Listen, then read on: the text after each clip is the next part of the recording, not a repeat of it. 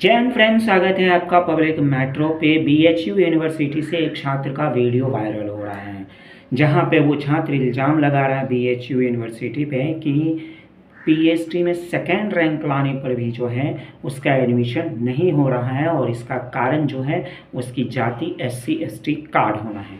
हम इस पे बात करेंगे, उससे पहले उस वायरल छात्र का वीडियो आप खुद देख लीजिए।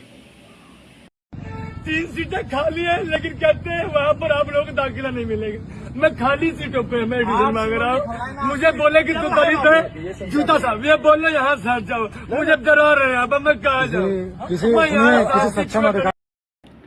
तो देखा आपने किस तरीके से वो वायरल छात्र जो है अपनी बात कह रहा है, और वो ये कह रहा है कि SC ST छात्र होने की वजह से जो है उसे BHU में एडमिशन नहीं दिया जा रहा है। और उसका इल्ज़ाम है कि क्या सिर्फ फॉरवर्ड लोगों को ही BHU में एडमिशन होगा, छोटे कास्ट के लोगों को नहीं हो सकता है।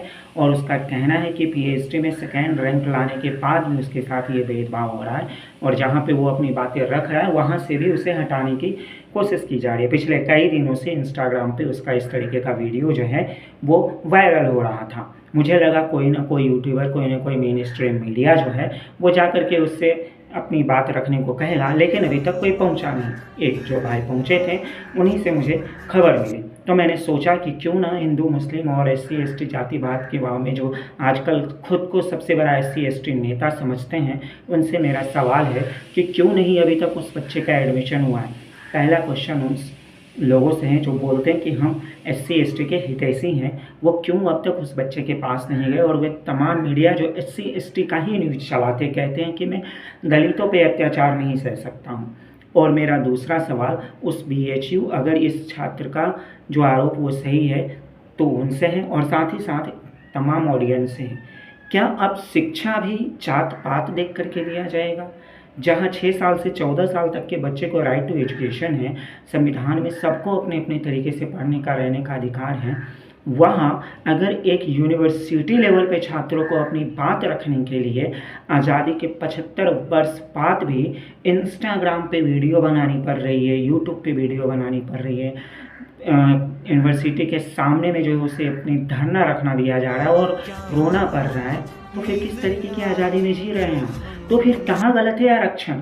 जो लोग आरक्षण का विरोध करते हैं, शायद उनमें से एक मैं भी हूँ, मुझे भी लगता है कि आरक्षण कहीं ना कहीं मेरिट का जो है, लेकिन जब इस तरीके का वीडियो देखता हूँ तो अंदर से एक आवाज़ आती है कि नहीं यार, आरक्षण सही है, आरक्षण होना चाहिए, क्योंकि इसी चीज़ के लिए आरक्षण बना है, जहां जोर ज़बरदस्ती करके किसी होनहार छात्र का एडमिशन ना हो सके जाति के कारण, वहां उसके आरक्षण मिल सके।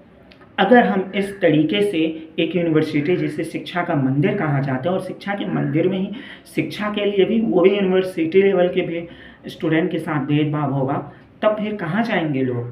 तो यहाँ पे SC ST के लोगों का भरोसा तो और उठेगा।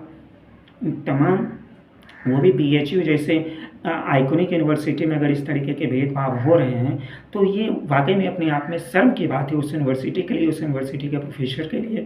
कई सारी चीज़ें जो हैं, हालांकि उस यूनिवर्सिटी का भी मैं अगर एक चीज़ बता दूँ तो टारगेट के मुताबिक जो है, आरक्षण के मुताबिक 135 प्रोफेसर होना चाहिए था उसमें, OBC और SC ST मिला के, लेकिन है 0। ये बातें कहीं ना कहीं दिखाती है कि आरक्षण तो है कागज़ पे, लेकिन उसकी वैल्यू उतनी नहीं है जितनी होनी चाहिए।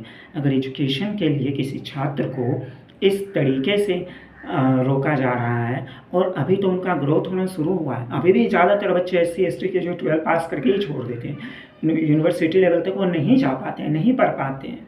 अगर आप आंकड़ा दिखाओगे तो मात्र 10 से 15% बच्चे हैं SC ST के जो ग्रेजुएशन लेवल तक जाते हैं। ज़्यादातर बच्चे 12, क्योंकि उनकी इकोनॉमिकल स्थिति इतनी ख़राब होती है कि उन्हें बीच में पढ़ाई छोड़ना पड़ता है। और ऊपर से समाज का ये भेदभाव, समाज का तो समझ में आता है, यूनिवर्सिटी इज इट राइट? कहाँ हम कहाँ आ रहे हैं?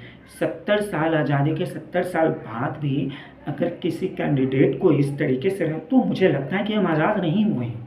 या फिर वो SC ST जो अपने पसंद की यूनिवर्सिटी से आरक्षण की बदौलत पे भी एडमिशन नहीं करा सकते, वो आज़ाद नहीं हुए हैं।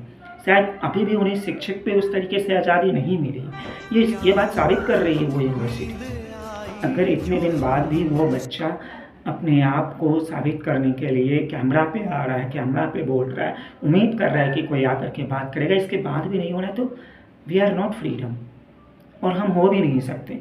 अगर आप शिक्षा किसी बच्चे को अच्छे से प्रोवाइड नहीं कर सकते तो फिर क्या कर सकते। हालांकि मैं एक चीज़ क्लियर कर दूं कि मैं एक पक्ष का जो उसका आया है मैं वो दिखा रहा हूँ, अगर उसके अंदर की बातें होगी, कुछ और बातें भी होगी तो वो भी दिखाया जाएगा। तो प्लीज़ जातिवाद का कार्ड खेलने मेरे इस वीडियो के बाद मत आइएगा। लेकिन मेरा सवाल तो है यूनिवर्सिटी से, सवाल है सरकार से, सवाल है उन तमाम मीडियाओं से, सवाल है उन तमाम नेताओं से, कहाँ छुप के बैठे हुए हैं आप। एक SC ST के छात्रों के साथ शिक्षा एडमिशन कराने के लिए संघर्ष कर रहा है वो लड़का अकेला, और कोई भी उससे SC ST के छात्र का हितैषी नेता बताने वाला नहीं जा रहा है, नहीं कोई बड़ा मीडिया उसके पास जा रहा है। मेन स्ट्रीम मीडिया को तो इस सबसे कोई मतलब ही नहीं है, वो एक अलग ही दुनिया में लगी हुई है, मुझे समझ में नहीं आता। लेकिन एक SC ST यूनिवर्सिटी अगर इस तरीके से कर रही है तो मुझे लगता है कि कहीं ना कहीं उन्हें नॉलेज ही नहीं है कि संविधान ने किस तरीके से SC ST को शिक्षा का प्रोवाइड क्यों किया था। और यही वजह थी कि डॉक्टर भीमराव अम्बेडकर और सरदार वल्लभ भाई पटेल में आरक्षण को लेकर के बहस हो गई थी, और डॉक्टर अम्बेडकर जानते थे कि आज़ादी के 70 साल बाद भी कुछ तुच्छ लोग इस तरीके से तुच्छपन करेंगे कि पढ़ाई के नाम पर भी उनकी जातिवाद नहीं मिटेगी। अगर आप यूनिवर्सिटी के एक बड़े रैंक पर जा कर के भी आपकी सोच से जातिवाद नहीं हट रही है तो आप शायद इंडियन कहलाने के लायक ही नहीं हैं, और आप अगर उसमें प्रोफेसर हैं, एडमिनिस्ट्रेशन है, तो भगवान जाने आपको कैसे मिला है नौकरी। ये बात तो आई एम सॉरी पर मुझे कहना पड़ेगा। आप देख रहे हो कि एक कैंडिडेट सेकेंड रैंक लाया है, पहली बात तो उसका सेकेंड रैंक नहीं भी रहता तो आरक्षण के बल पे उससे एडमिशन होना चाहिए था। इसके बावजूद आप देख रहे हो कि सेकेंड रैंक लाने के बावजूद अगर आप इस तरीके से कर रहे तो कहाँ जा रहे। और तमाम ऑडियंस से भी पूछना चाहता हूँ, इस वीडियो के माध्यम से पूछिए उन नेताओं से, कहाँ है वो नेता छुपे हुए जो इन बच्चों का दर्द नहीं दिख रहा है इस लड़के का। कहाँ है वो मिनिस्ट्री मीडिया जो कहती है कि दलित और SC ST का दर्द हम नहीं झेल सकते। पूछिएगा उनसे। बाकी खबरों के लिए देखते रहिए पब्लिक न्यूज़। जय हिंद।